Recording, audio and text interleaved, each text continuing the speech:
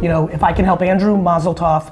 If that program then helps others at the cost associated with it, mazel tov. It's all just fucking good on good on good. And yes, I think the way we do business is gonna be the way everyone does business in the future, because it's going to be required to be successful. And if people can move on that version faster, which is more about EQ than IQ, then they'll be more successful, and that's what I want for people. Not successful with money, fucking fuck money. Successful with content and joy and happiness. Of course money matters, I don't diss money, I'm an entrepreneur, I gotta buy the New York Jets, so I'm not gonna be able to win that. I'm not gonna buy the Jets with hearts, but you can do both. It can be kind and it can be entrepreneurial. It doesn't have to be rugged. Nice guys finish first. The second you figure out that nice guys finish first, not last, is the second good things will happen in your life. So first question for you, Gary, is, of course we have to throw in our shout out to day one fellow, Cheryl Patel asks, Gary, you've dealt with failures all your life, publicly as well. It seems to be an inevitable thing in entrepreneurship, but I'm curious how successful entrepreneurs like you are able to get past so many failures, but somehow keep going. Failures are personal, they're not public. Meaning, when I fail, I have the enjoyment of leaning into my addiction of humility, and I love that I've learned and I don't have to make those same pattern mistakes in the future, so I double win. I get another dose of humility, which I achieve for and strive for, and I get a learning that I'm smart enough and capable enough of not repeating. The reason people are scared of failure is because they worry about people's opinions on the outside, their parents, their siblings, and the general public, anonymous people on Twitter and Discord and the world, which is silly because the reality is it's your life, and what you really learn is the reason people are scared of failure is because they have egos. They actually think that their life is that important, that people's judgment of their failures is important. I know, even with my significance of awareness and popularity, success, notoriety, that at the end of the day, I'm just one little speck of 8 billion people on Earth during a little 100-year window on the universe's trajectory of all time. And so I'm humbled by that. And thus, when I fail, that's me with myself, and that has nothing to do with any of you. Has nothing to do with any of you, let alone the people closest to me. It has nothing to do with them. All of a sudden, once failure becomes an insular game, not an external game, failure does not become scary. It actually becomes interesting. I love how you didn't just try to diminish failure and say it's not failure. You leaned into it. Correct, Andrew. It's a really interesting insight. People are like, I didn't fail, I learned. Fuck that shit, you failed. I fail. Like Vayner, I've tried to do an events company at VaynerX for 13 years. I've had 3 stop and starts. Those were failures. Vayner Live failed. I tried to do a sampling company. Vayner Sampling failed. Failure is real. It's awesome. I love that shit didn't work. Wow. Here's a follow-up. I'm gonna, unashamedly say this is my follow-up. When do you know to shut something down or look for an exit strategy when things are maybe, when on the other side of failure, you know it, but in the middle of it, you don't. Entrepreneurs. Okay. Yeah, how do you think through that? Yeah, I'm looking at a lot of faces here. Charles, Matt Mazia, a lot of people I respect. We've all done good and bad in that, right? God, you don't know, right? We sold Empathy Wines to Constellation right before COVID. If we waited 6 months, we would have done better because everybody was paying more for DTC brands, right? So we were wrong, even though we had a massive exit. You don't know, you're guessing. But I would tell for a lot of people here, if you're starting to actually burn out, meaning you don't enjoy it anymore, one thing I'm always fearful of is the following scenario, and this one will land, Andrew, for you and many others. Okay, should I sell this because I'm really actually not liking it anymore? I've got this $1 million, $10 million, $13 million offer on the table. But oh fuck, I know that for the next 24 months, I can drive this train. I'll eat a little more shit, but I can sell it for 25 million. A lot of people do that, and sometimes it works out. The problem is, other times the recession comes, interest rates go up, VCs stop funding, and your 10 million offer goes to zero. I have many friends, publicly known people, who passed on massive exits only to then do an acqui-hire and make pennies on the dollar for spending another 2.5 years being unhappy. So to me, the only practical answer to your question is selling it when you're not liking it. Because you don't know if it's gonna be financially better or financially worse because it's out of your control. But you do know that you've sustained for the last year unhappiness driving it, so you should sell it. I'm sitting on that unhappiness. Yeah, KP, you're up next. We got this back and forth going. I know, Hopefully. we needed that pause though. That was great. Gary, another question from David Salin. You're a huge stan. Shout out, David. What advice do you have for founders who maybe are burnt out or they're in between, in the phases between two different things, looking to meet the right folks to start the next thing? Like, how do they go about figuring out who the right people are for the next thing? By putting themselves out there, by DMing people right now as they're sitting in this, people, it's all about fear, my friend KP. Like, people are scared to reach out to somebody. People are scared to network with people because they're worried about being, declined. I get this. Like, in high school, I was scared to ask the prettiest girl out because I didn't want the no. No's are scary. But in business, I've never had that. And so, it's just the truth, right? It's just the truth. Like, how do you ever go away, like the fear of rejection? Yes, by practicing. What people don't understand, and this is where modern parenting lost their way, the last 30 years, modern parenting tried to eliminate the taste of losing and it demonized losing and it demonized people saying no, and so now people are fully scared of it. The way to get there is by getting a ton of no's. No is good, so it's kind of like anything, swimming, riding a bike, hooking up, all the things that we were scared of through life, you got better at it the more you did it. And so you need to ask people do you want to have a business meeting? And they don't reply to your DM or your email, that's good. The amount of people that are mad at me in the world right now for not replying to their email is probably quite high. But the reality is I'm just one human being and I get 10,000 of them a day, I can't get there. And the weird part is, it's actually probably equally as good that I'm not replying to them as if they actually got the 15 minutes because it's another at bat of getting a no. Unbelievable. Andrew, you got a question? Another David following up, and actually a question, I think. So this is you, Gary. How do you handle the stress of being a founder and entrepreneur? I don't have the stress of being a founder and entrepreneur because I found, this is why I don't like GaryVee. I don't want people to map towards him because he got lucky. I have to remind everybody, I'm 46 years old, I'm gonna be 47 in 3 weeks. I was selling lemonade at 6 as my hobby. I was selling baseball cards at 10 as my hobby. It snowed in Edison, New Jersey, and I grabbed a shovel in my garage, not ran outside with a sled. I love entrepreneurship and work. I am a very loud advocate that I was a DNF student. That was unheard of. I want everybody to understand this. There's people in their 40s here. That was unheard of in the 80s, especially for an immigrant from Eastern Europe. Unheard of. I'm no different than an actress, an athlete, a musician. I've been this guy from the beginning. I'm like Beyonce, LeBron, not that I'm them in entrepreneurship, but they didn't know they were gonna do anything else in their whole life, neither did I. So when you ask me, do I have stress? I don't have stress, I have gratitude. Every time I'm losing, every time I'm publicly bashed, every time I lose money, I get 39 battle scars a day, but I love it because I don't do this shit for the money or for the fame. I've been doing this long before any of you knew me. I wasn't even a public person until I was 30 years old, to remind everybody. Now every person's a public person by the time they're 15 on TikTok. This is not what I thought I was gonna do. I was just gonna be a businessman, and the world turned in a certain way that worked out for me from a popular culture standpoint, but it is not my addiction. I don't need your attention. I don't need your admiration. I don't live for it. I'm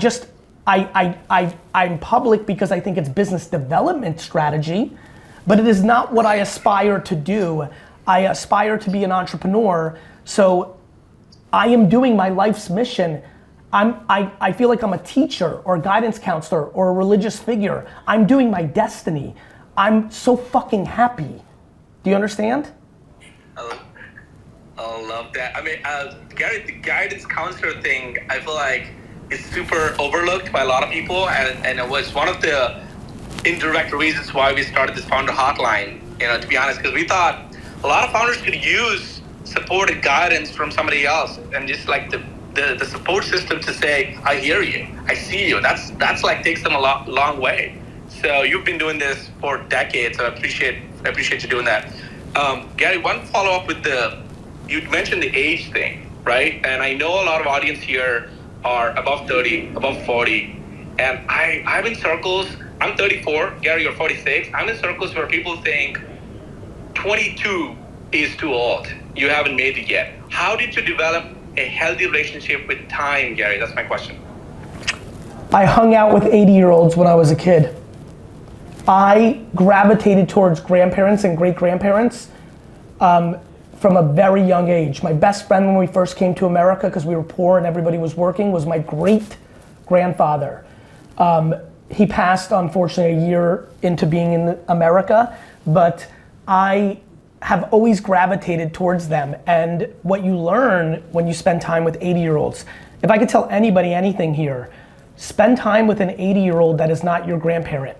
Just have a combo, a dinner, strike up a conversation. To this day, the only people I strike up conversations with at airports are people that I think look like Yoda. Like, are they 90? I want to talk to them because they've lived it, they give you context, and I'm practical. Like, you're 36, KP, right? Like, think about this. Think about 15 years ago when you were 21. You probably remember your 21st birthday, right? Yep. It feels like yesterday, and it feels like 7 trillion years ago, right? True.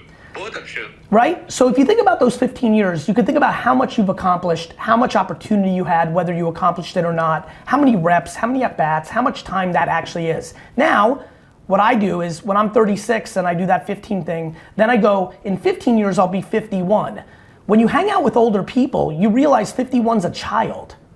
I have unlimited 50, 60, and 70-year-old friends who act no different than my 30-year-old friends. And so a lot of you see me publicly going deep into youth culture. I love the kids, I love the Gen Zers, the young millennials, but I spend a lot of my not public time with 60, 70, 80-year-olds, and it's context.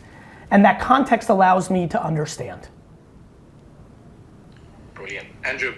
Yeah, so follow up around time. So this is from Nina.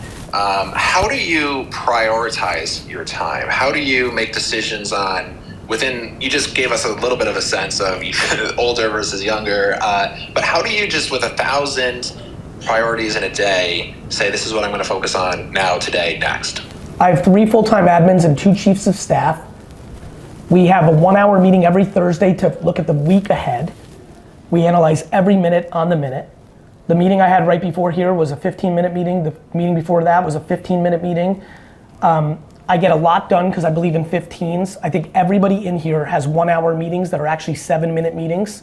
You multiply that times 183 meetings a year, you can imagine what ends up happening with efficiency. I go with my intuition and my gut. I've got a ton of things going on. I have 8 different companies inside of VaynerX, the holding company, and I'm the active CEO of VaynerMedia. So I'm a chairman of 7 other companies within that holding co. I have VeeFriends, which is taking up an enormous amount of time. I have my family, my personal life. I have my nonprofits. I have GaryVee, the brand. I have tons of investments. I have a fund. I have a lot going on. But the real answer, and this is gonna be a bomb, the real answer is I don't judge myself when the last week wasn't as efficient as it could have been. The number one reason that people struggle with time management is because they beat themselves up for not having a productive week, day, or year, and they don't realize that it's just subjective and they're grading their own homework and they're fucking themselves up. I couldn't agree more. I think the productivity culture is sometimes taking us to the extreme. Yeah, because productivity is subjective. When people are like, Gary, you're saying yes to too many things. I'm like, let me tell you something I said yes to that you would have said no to that led to X. And I achieved more financial success with that serendipity than you did with your entire fucking strategy of douchiness. There's a thread here of compounding. You pick an attitude, you pick a mindset, and then you let it ride, and you can't get in your own way. But KP, you're up. Yeah, next question. So Sean Huntington asks, what are the soft skills that make for a great founder? What role has kindness played in building your success, Gary? Kindness is the foundation to retention. Retention is how you build a real company. Number one. I think accountability is number one. I am baffled by leaders' ability to blame everybody but themselves. If you're a leader by nature, everything is your fault. And so I take accountability in everything that's happened in my personal life and my professional life and everything in between. And so it doesn't mean, I have plenty of feelings in my personal and professional life of like what the other parties had to do. But I don't spend time on blame or dwelling. The number one characteristic of a winner leader is accountability. I think compassion and empathy is the next. The reason I hold no grudges is I understand why. And so I think compassion and empathy mixed in with accountability. I think competitiveness is a major factor. I think the world has demonized competition in the last 30 years in a very unfortunate way. I think 8th place trophies actually lead to a lot of anxiety and depression with children, now 20 and 30-year-olds, not the reverse. Merit matters. And so I think competitiveness matters, tenacity, ambition. These are kind of the hard soft skills. And then on the soft skills, it's definitely kindness, empathy, caring, being sweet, approachable. Like, I just don't understand how people don't know that likability is a direct correlation to something that's healthy. How does that show up for a founder? I'm going to turn it back towards the day one, very focused topic, right? Someone who's a solopreneur, they're in their own head, they don't have a team, but they obviously have people. How does that come home for somebody who's starting a business? When you're kind to your vendors, to your potential customers, to the customers that fired you, you win. See, the big problem is that people say, like, I'm kind, and then I double click into it with a founder that I'm an investor in or a leader in my companies. I go, you're kind when it's easy, right? Next year, it's gonna be hard. The economy's getting softer. There's a lot going on. Like, are you kind when it's rough? Right, how does it show up for a solopreneur? Solopreneur is scared. She and he are scrapping. They're trying to get by. They don't wanna go back to their job. So when you're scared and scrapping, the ability to be, I'll give you an example. You're a solopreneur, you got a customer. They're paying you $1,000 a month, you're pumped. They fire you a month in because they have a problem. Are you gonna be kind and gracious to them? Or are you gonna be like, fuck you? Most people go to fuck you. I think if you go to kind and gracious and understanding, even though it's a gut punch to you, that comes around long term and it matters. Man, I just want to ask everybody, because I'm like looking in the mirror. That's so real. And life is getting harder, right? The economy is getting harder. We're all going to face that. Let me give you a super macro one. You being kind in every scenario on the way to your ship sinking is exactly how you're going to get a meaningful job on the other side of your failed startup, and people just don't look at the bigger picture.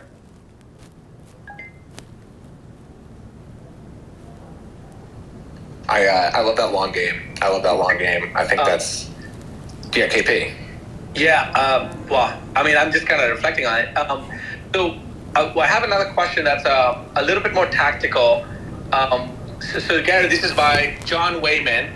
And John Wayman's a therapist and marriage counselor and is very successful, blah, blah, blah. I want to read, so here's the question. I want to grow my practice by persuading therapists and coaches to follow a more customer-friendly model, which I think the session model, over charging and billing for hours. I can't find people to do this. How do I go about doing that?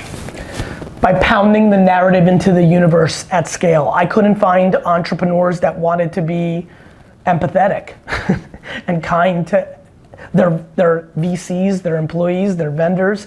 And then I just made 7 trillion pieces of creative over a 10-year period, and miraculously you find more.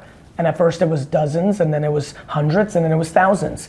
Every single person here that wants something accomplished has to realize that scaled creative in social channels and then doing unscalable work. I see Greg S in here. right? Who's behind Hi-Ho. That Q&A platform leads to depth like I've never seen, which is why I decided to get behind it. And so, there's depth, there's width, but it's all about creative. Like, the world was changed by writers, by poets, by musicians, by public speakers. Everyone here can have the world they want. The problem is, most people that are trying to do good or optimism are quieter than people that are trying to do negativity and bad. Negativity and darkness and bad is loud. They're on the offense.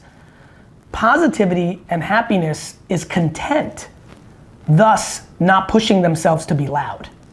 One of the biggest things that I'm trying to do is be loud in the face of negativity, right? I see Vicky, one of my favorites, Vicky J, just like that, like in the face of anything and everything, I always want to go positive and do good.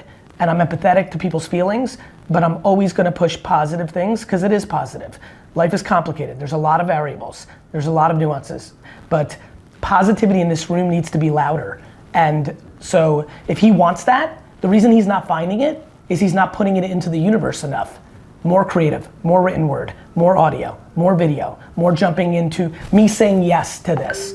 I had these 30 minutes as if, I would have rather have somebody take a razor and slash my face than allocate the 30 minutes to this, given how much work I have to do before January 1st.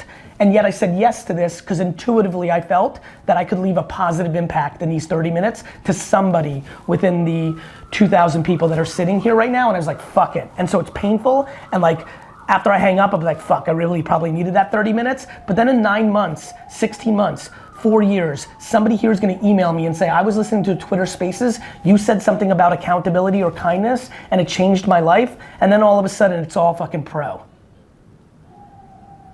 Couldn't co-sign that more. I mean, the very fact that I'm here with you, Gary, was because 10 years ago, I was listening to one of these things that you did, and I decided I'm gonna be an entrepreneur, I'm gonna show up for myself, and after 10 years, here I am with you. So it's crazy how ripple effects work. But 2 last bits. Andrew, I know we have the big announcement. I can't wait for Gary to talk about that. I know VaynerX is involved. I can't wait to get Gary's perspective on it. I want you to announce it. I want you to fund that for a little bit. Andrew, Andrew, don't be mad at me. I'm so pumped. I didn't realize you were announcing what we've been working on in this format. So we teased it before you got on, and we were gonna save the final 5 minutes. So oh my God, it's gonna be there. Gary, I can't wait to hear your rant on that. So I'm gonna save 2-3 minutes on that one. But the biggest question, the elephant in the room, everyone's wondering, pondering, thinking about, but not mentioning, Gary, recession. Yes. Macro-wise, everyone's freaking out. The banks are freaking out. Every news channel is freaking out. I feel like there's a lot of fear economy going on. But what is your take on it from your vantage point? Number 2, how should entrepreneurs, founders, business people think about this? Turn fear into common sense and practicality and humility, and everything will be beyond okay. Let me say that nice and slow so everyone understands. You should be fearful. Things are happening. Apple doesn't shut down production of iPhones for its health. Banks don't do what they are doing right now, which is clamping the fuck down, right? VCs don't, even though they got tons of dollars to deploy, they're smart. What are they gonna just write a check at a higher valuation when they know the market's gonna be different in 6 months? This is real. This is the time to not waste money as a company or as a human being. Maybe you don't need Starbucks every day. Maybe you shouldn't order from Postmates every day. Maybe you should cook in your little apartment. Maybe you don't need to take an Uber. Maybe you don't need to do these things. You definitely don't need to be buying shit that you don't need. You don't need to upgrade your car. You may not need a bigger television. You may not need 17 employees. Maybe it's 11. It's devastating because you don't want bad for those 6 people. But if you go out of business, then all 17 people are out of business, right? So don't take it as fear. It's just real life. Actually realize the last 10 years you should have been grateful for. And you should have had gratitude for how easy it was. COVID wasn't hard. COVID was easy. The government printed an unlimited amount of money. Why do you think we're here? I love how people are like, it's their fault. It's not their fault. Who printed all the fucking money? We printed all the money. I don't understand how people understand. there's nothing common sense or natural about I'm gonna sit at home and the government's gonna pay me more to sit at home than have an actual fucking job. It sounded all fun, but the problem was people bought fucking Dom P and fucking PlayStation 5s with that money. Like, don't you understand? People are confused out here. They're living insecure and they need stuff to patch up their insecurity or to flex in front of others. Life is about self-esteem, period, end of story. And so, what do I think? I think everyone should be very thoughtful about every dollar they have. Now, look, I have lots of savings, so I don't have to change anything. I can not do anything for 7 years different, so I'm less worried. But if I had to change my lifestyle, I would immediately. And I'm gonna change my lifestyle because there's gonna be opportunities. And I'd rather buy a business during this time than have another extra fancy dinner. Like, people need to get the fucking smart, be practical. Like, I don't know what you think's gonna happen. Don't fucking hope. And don't ask the government to do something for you. Like, fucking do it for yourself. There's the wake up. This is awesome. I only wish one thing, that this was somehow, like, that somebody should leak this to Bloomberg, CNBC, instead of whatever they're playing on TV. Gary, thank you so much. All right, the last segment. Andrew, I want you to reflect on, not reflect, basically like announce to the world the big news about the partnership. Yeah. And then Gary, I want you to react to it, give your 2 cents on it. Go on. Here we go. The 30 seconds on this. I mentioned before, we ran a VaynerX incubator over the summer. It was an awesome first take at our collaboration between Day One, VaynerX. We're running it back. We have a new program launching. It's going live in Q1. It's live now.